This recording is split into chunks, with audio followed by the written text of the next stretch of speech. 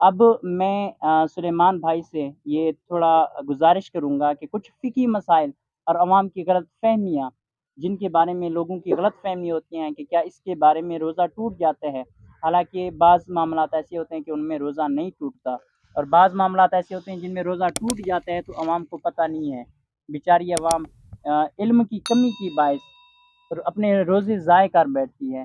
ان مسائل کے بارے میں چند ایسے سوالات ہیں جن کے بارے میں سلیمان بھائی سے سوال کروں گا، تو انشاءاللہ الکریم سلیمان بھائی صاحب آپ جواب دیں گے انشاءاللہ انشاءاللہ الکریم۔ الکریم۔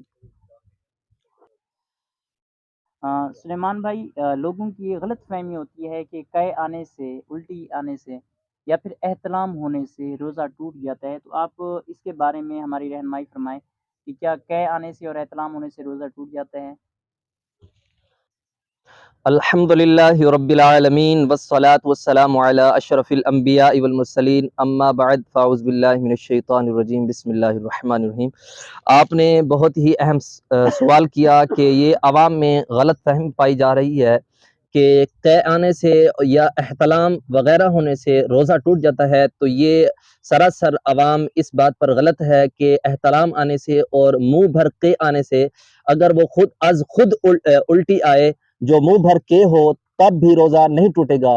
ہاں اگر جان بوجھ کر خود اگر کے کی جائے، مثلا اگر حلق کے اندر انگلی وغیرہ ڈال کر کے کی جائے، اگر روزہ ہونا یاد ہو تب روزہ ٹوٹے گا، اگر روزہ ہونا اس کو یاد نہیں ہے تب اس کا روزہ نہیں ٹوٹے گا۔ اور احتلام کی حالت میں بھی عوام اس بات پر غلط فہمی میں ہے کہ احتلام ہونے کی صورت میں روزہ ٹوٹ جاتا ہے، حالانکہ ایسا کچھ نہیں ہے، احتلام ہونے کی صورت میں روزہ نہیں ٹوٹتا۔ میرا ایک اگلا سوال یہ ہے کہ اکثر لوگوں کی غلط فہمی ہوتی ہے کہ اپنا تھوک نگلنے سے یا اپنا بلغم نگلنے سے روزہ ٹوٹ جاتا ہے یا پھر مکروہ ہو جاتا ہے، جس کی وجہ سے وہ بار بار بہر تھوکتے رہتے ہیں، اپنا لعاب اندر نہیں جانے دیتے۔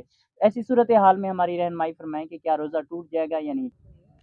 جی بالکل آپ نے درست فرمایا کہ عوام میں یہ بھی غلط فہمی پائی جاتی ہے کہ بلغم وغیرہ نکلنے سے یا تھوک وغیرہ نکلنے سے جو ہے نا روزہ ٹوٹ جاتا ہے، تو یہ سراسر غلط ہے۔ جب تک بلغم یا تھوک وغیرہ منہ کے اندر ہے تو اس کو نگلنے سے روزہ نہیں ٹوٹے گا۔ ہاں اگر وہ باہر ہتھیلی پر تھوک ڈال کر دوبارہ اس کو نگل لیا جائے تو اس حالت میں روزہ ٹوٹ جاتا ہے۔ البتہ ایسا کبھی نہیں ہوتا کہ کوئی تھوک کو نکال کر ہاتھ پر ہتھیلی پر رکھ کر اس کو نگل لے، ایسا عام روٹین میں زندگی میں ایسا نہیں ہوتا۔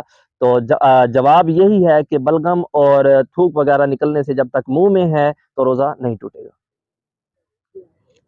ماشاء اللہ سلیمان بھائی، میرا اگلا سوال یہ ہے کہ اگر روزے کی حالت میں تیل لگائیں گے یا پھر خوشبو لگائیں گے کیا اس سے روزہ ٹوٹ جائے گا؟ اسی طرح اگر ہم جسم کے غیر ضروری بالوں کو کاٹیں گے، مثال کے طور پر زیر ناف جو بال ہوتے ہیں ان کو اگر ہم کاٹیں گے تو کیا اس سے روزہ ٹوٹ جائے گا؟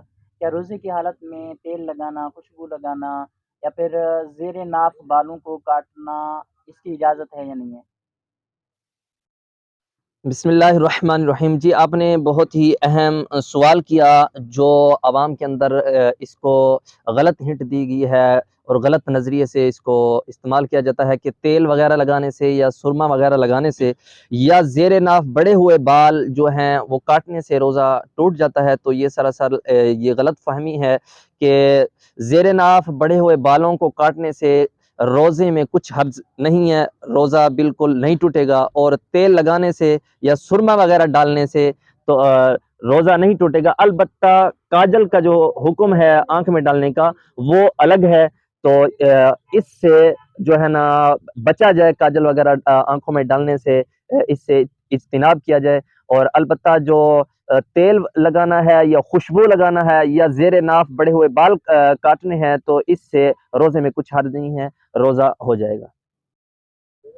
ماشاء اللہ سلیمان بھائی، لوگوں کی ایک بہت ہی بڑی غلط فہمی ہوتی ہے کہ لوگ سمجھتے ہیں کہ جب تک اذان ہوتی رہے سحری میں کھانا پینا جاری رکھ سکتے ہیں۔ اسی طرح بعض لوگ ایسا بھی کرتے ہیں کہ ٹیلی ویژن پر جب اذان سنتے ہیں تو اس وقت افطاری کر لیتے ہیں۔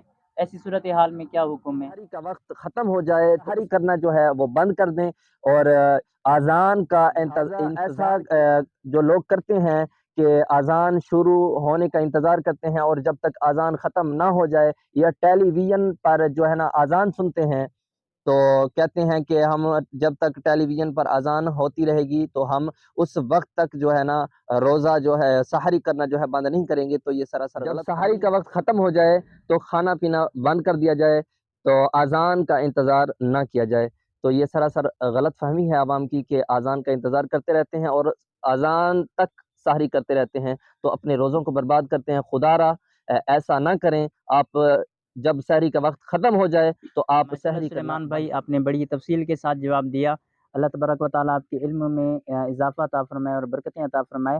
میرا ایک اور سوال یہ ہے کہ کیا حقہ پینے سے، سگریٹ پینے سے یا پھر چرس پینے سے روزہ ٹوٹ جاتا ہے؟ اور اگر حقہ، سگریٹ یا چرس بندہ خود نہ پیے، اس کا دھواں ہمارے حلق میں پہنچے تو کیا اس سے روزہ ٹوٹ جاتا ہے؟ اس کی دو صورتیں ہیں کہ آیا کہ اس نے دھواں خود پہنچایا یا یعنی بغیر ہمارے کسی ارادے کے خود ہی پہنچا ہے، یعنی جان بوجھ کر یا پھر بلا ارادہ بلا قصدن دھواں خود پہنچا۔ ان دونوں صورتوں میں آپ ہمیں جواب بسم اللہ الرحمن الرحیم۔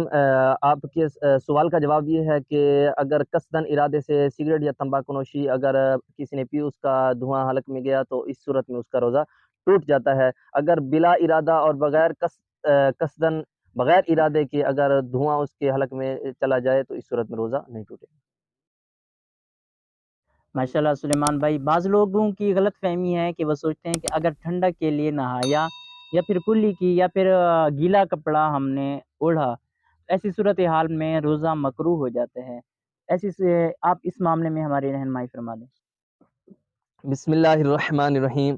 جی آپ نے سوال یہ کیا کہ روزے کی حالت میں ٹھنڈک لینے کے لیے نہانا یا کلی کرنا یا کوئی ٹھنڈا کپڑا گیلا کر کے اس کو لپیٹنا جو ہے نا لوگ سمجھتے ہیں مکروہ ہے، تو سراسر ایسا جو ہے نا یہ لوگوں کی غلط فہمی ہے۔ ایسا کرنا جو ہے نا اس میں کچھ حرج نہیں اور روزے میں کچھ حرج نہیں، نہ ہی روزہ مکروہ ہوتا ہے۔